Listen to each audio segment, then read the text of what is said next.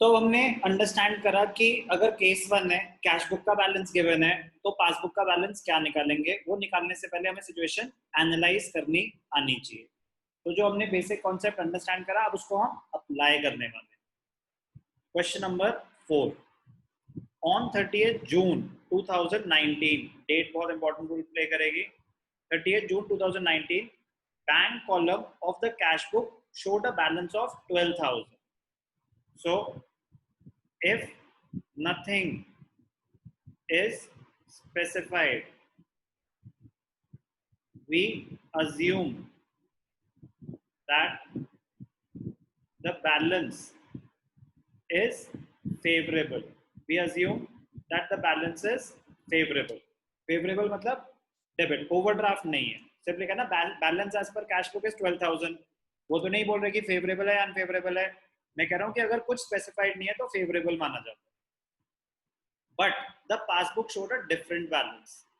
Passbook का balance different था, कितना हमें नहीं पता, वही तो निकालने के लिए बोल रहे हैं। तो balance as per cash book given है। कुछ रीजंस हैं जिनकी वजह से पासबुक का बैलेंस मैच नहीं कर रहा। Prepare a bank reconciliation statement as on 30th June 2019। हमें निकालना है पासबुक का बैलेंस। जिसका बैलेंस निकालना हो, सारी की सारी ट्रांजैक्शंस उसके पॉइंट ऑफ व्यू से एनालाइज करनी है। कैश बुक का बैलेंस गिवन है 30th जून 2019 12,000। इतना दिखा देते हैं पहले। फॉर्मेट हेडिंग होती है bank reconciliation statement as on date क्या है 30th जून 2019। 30th June 2019।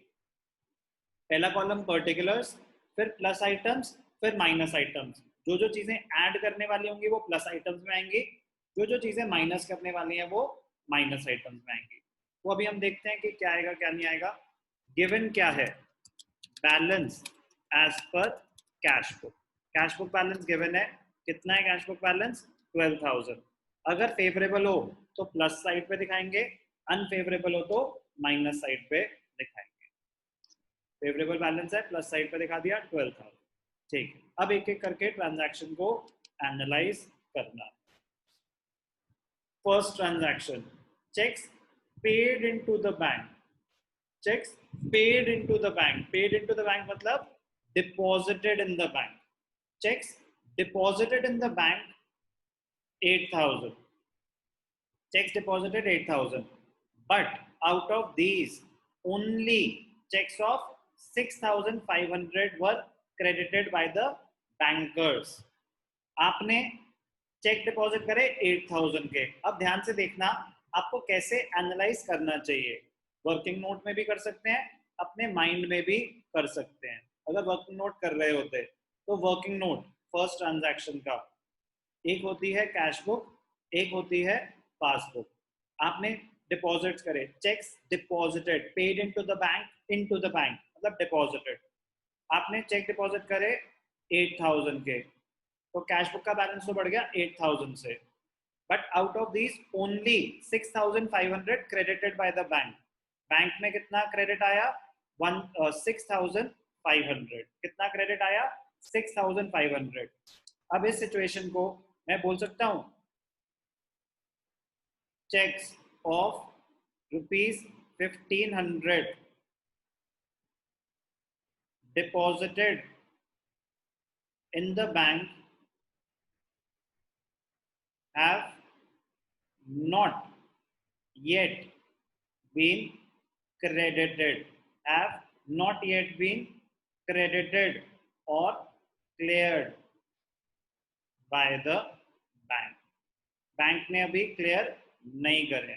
तो आपने 8,000 डिपॉजिट करे, कैश बुक में तो 8,000 बढ़ गया, बट बैंक में ना सिर्फ 6,500 बढ़ा, तो 6,500 कैश बुक में भी बढ़ गया, बैंक में भी बढ़ गया। वो तो रीजन ऑफ वेरिएशन नहीं हो सकता। 1,500 ऐसे थे जो कैश बुक में तो बढ़ चुके हैं, बैंक में अभी नहीं बढ़े हैं, तो 1,500 है हमारा रीजन ऑफ वेरिएशन। 1,500 ऐसा है जो आपने डिपॉजिट तो करा है बट अभी क्लियर नहीं हुआ है। इस ट्रांजैक्शन की वजह से आपके बैंक का बैलेंस कम आ रहा होगा।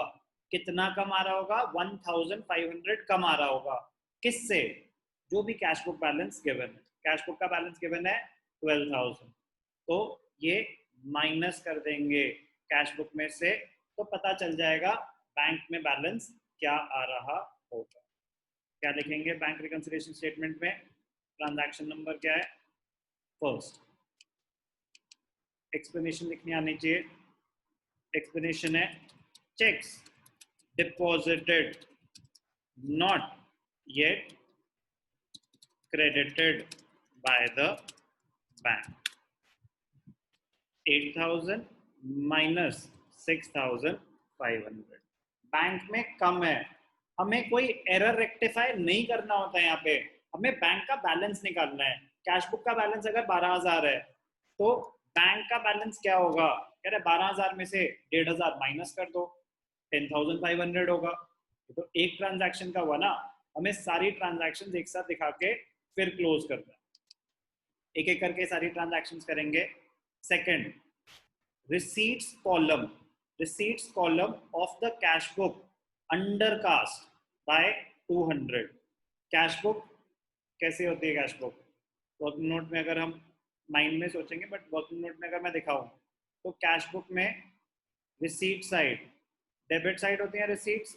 तो जब आप रिसीट्स दिखा रहे थे तो जब टोटलिंग कर रहे थे ना, 200 रुपए कम दिखा दिए, गलती से रिसीट 200 रुपए कम दिखा दी, कैश बुक में दिखा दी ना, तो सेकंड ट्रांजैक्शन से रिलेटेड है। कैश बुक में तो दिखा दी, ठीक है। There is no error in the passbook, passbook में तो कोई गलती नहीं है। कैश बुक में आपने रिसीट्स कम दिखाई हैं, there is no error in the passbook. The passbook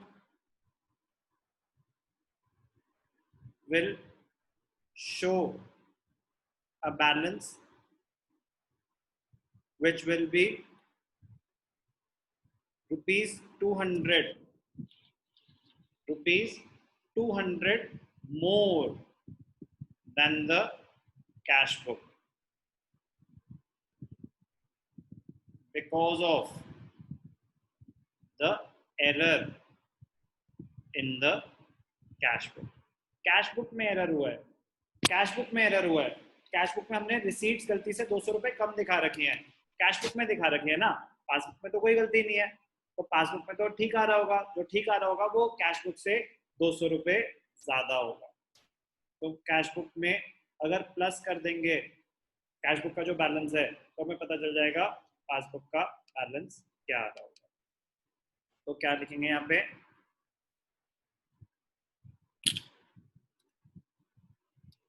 receipt column of the cash book under cast. Under cast का मतलब होता है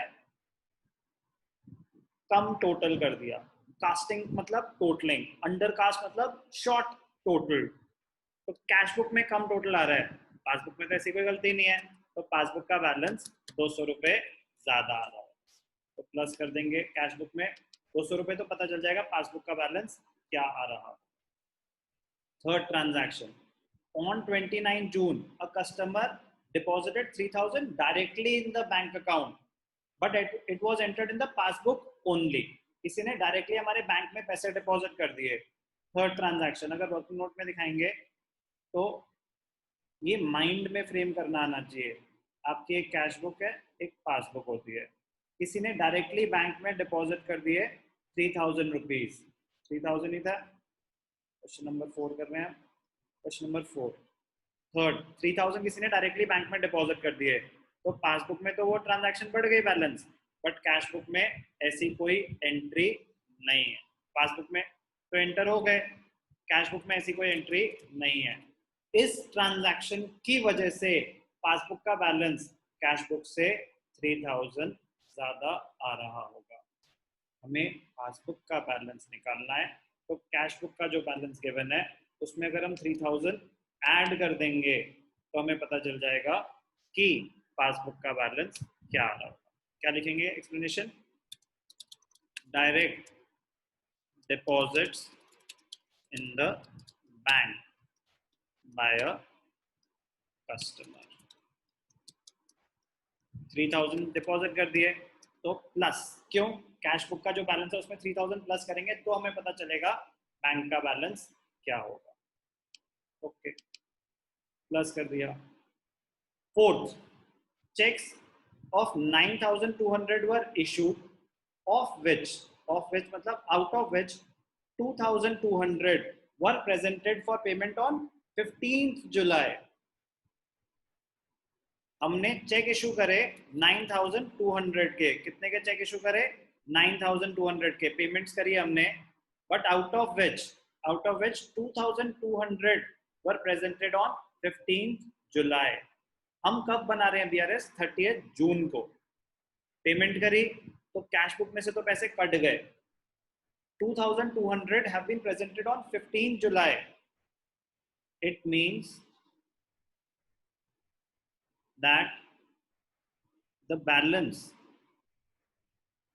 कितने हैं, 7000, 9200 minus 2200, balance 7000 must have been presented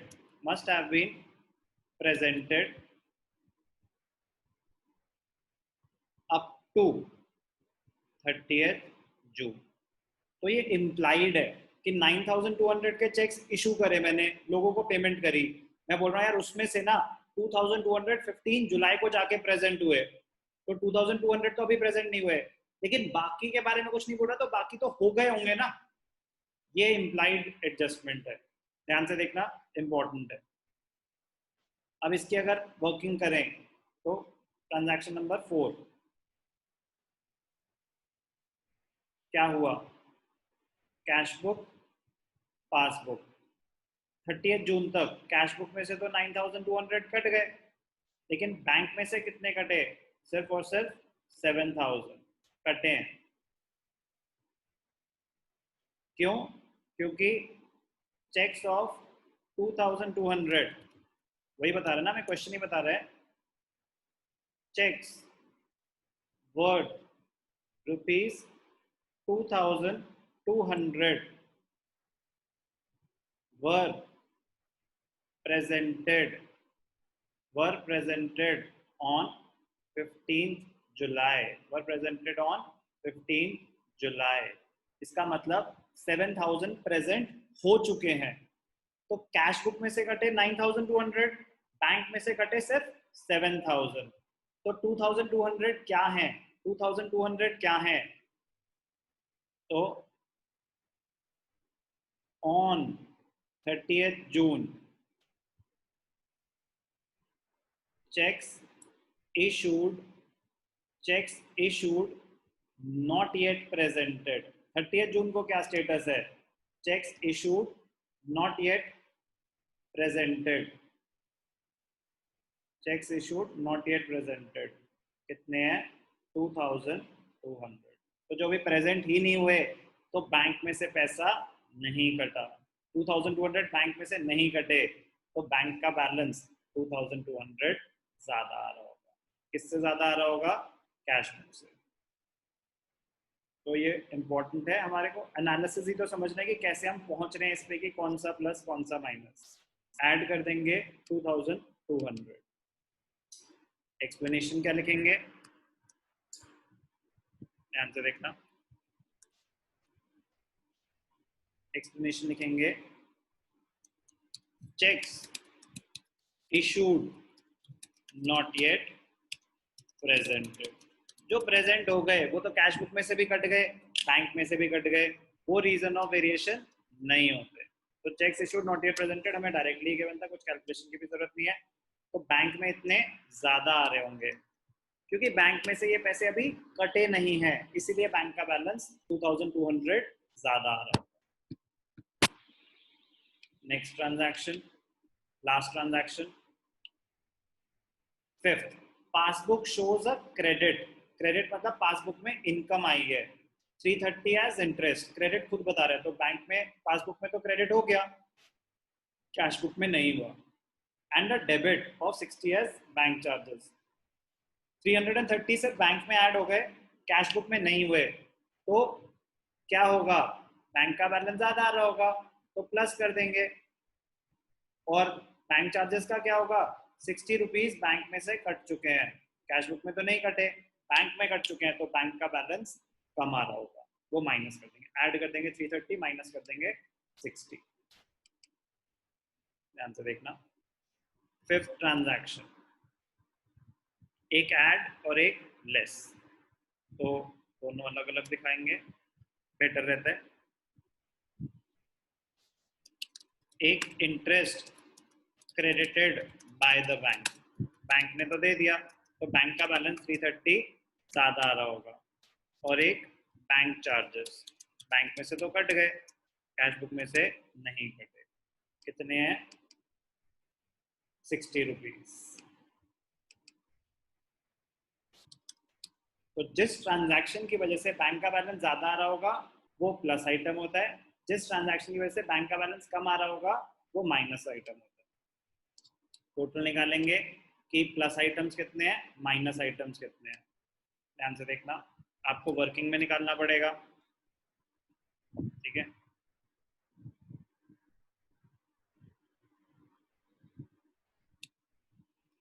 तो प्लस आइटम्स हैं 17,730, माइनस आइटम्स है 1560। तो बेसिकली हम कर क्या रहे हैं, 12,000 में प्लस आइटम सारे ऐड कर दो, माइनस आइटम सारे माइनस कर दो, तो एंड में रिजल्ट जो आएगा उसको क्या बोलेंगे, balance as per passbook. Balance as per passbook कितना आया, प्लस आइटम्स 17,730 माइनस 1560, 16,170, 16,170, क्या है ये आपका बैलेंस एज पर पासबुक। आराम से ध्यान से देखेंगे कि मैंने क्या प्लस किया, क्या माइनस करा और क्यों। अब सेम ट्रांजैक्शन, सेम क्वेश्चन, अगर मैं आपको, ये था प्लस आइटम्स माइनस आइटम्स, तो बोलते हैं प्लस माइनस मेथड, क्या बोलते हैं इसको, प्लस माइनस मेथड। अगर मैं सेम क्वेश्चन आपको डिटेल्स अमाउंट मेथड से करके दिखाऊं, कोई फर्क नहीं है, मैं करके दिखा रहा हूँ, प्रेजेंटेशन डिफरेंट है डेफिनेटली, लॉजिक एग्जैक्टली सेम है, कंक्लूजन पे एग्जैक्टली सेम तरीके से ही पहुंचेंगे। मैं सेम क्वेश्चन करके दिखा रहा हूँ, balance as per cash book, तो अमाउंट कॉलम में आएगा, डिटेल्स में हमारी कैलकुलेशन आती है, इसमें एक ही कॉलम है अमाउंट का, डिटेल्स में सारी कैलकुलेशन। तो balance as per cash book was 12,000। अब जो जो हमारे आइटम्स प्लस हो रहे थे, जो जो आइटम्स हमारे प्लस हो रहे थे, यहाँ पे देखा ना प्लस प्लस प्लस प्लस, वो ऐड कर दो, ऐड ही तो कर रहे थे, बस डिफरेंट प्रेजेंटेशन है, बस डिफरेंट प्रेजेंटेशन। तो ऐड में क्या आ जाएगा, जो जो ये ऐड वाले हैं, receipt column under cast, add receipt column of the cash book under cast, तो 200 रुपये, ठीक है जी। नेक्स्ट क्या था, ऐड में direct deposits 3,000, direct deposits by customers, direct deposits by customers 3,000। तो ये थी ट्रांजैक्शन नंबर 2 या 3, चेक कर लेते हैं एक बारी। ऐड जो हुआ था ट्रांजैक्शन नंबर 2, ओके, और डायरेक्ट डिपॉजिट्स थी ट्रांजैक्शन नंबर 3। और क्या ऐड हुआ, ऐड हुआ 2,200, cheques issued not yet presented, transaction number 4, cheques issued not yet presented 2,200। और ऐड हो रहा है interest credited by the bank, transaction number 5, interest credited by the bank 330। तो कितना ऐड हो गया,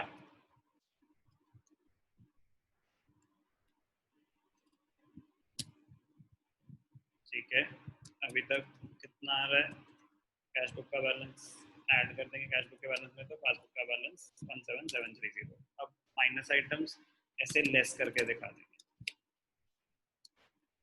लेस। माइनस आइटम्स क्या क्या है वो दिखा देंगे।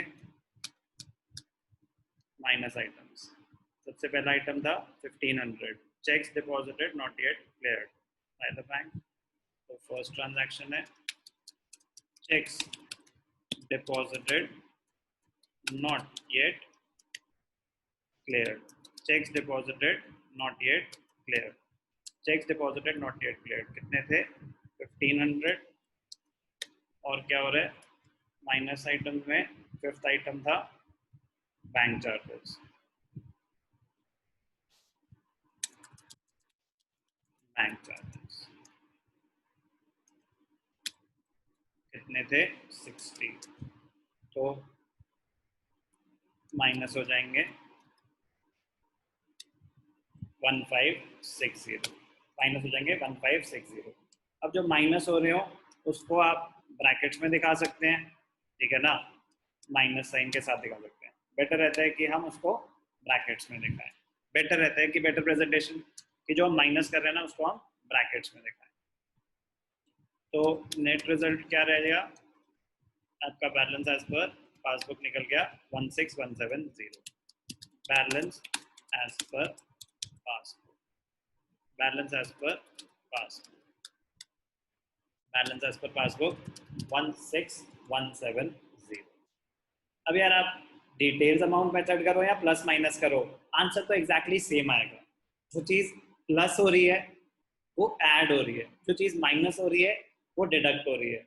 प्लस माइनस में हम डायरेक्टली कॉलम में प्लस कॉलम माइनस कॉलम, इसमें प्रेजेंटेशन ऐसे होती है कि जो ऐड हो रहे हैं, जो ऐड हो रहे हैं वो पहले आप एक साथ इकट्ठे कर लो, ठीक है ना, फिर सारे ऐड वाले एक साथ दिखा दो और सारे माइनस वाले एक साथ दिखा दो। तो जब आप ये मेथड कर रहे हो डिटेल्स अमाउंट मेथड, तो क्वेश्चन को रीड करते करते आपको आइडेंटिफाई करना पड़ेगा कौन सा आइटम प्लस हो रहा है कौन सा आइटम माइनस हो रहा है, आराम से, ठीक है।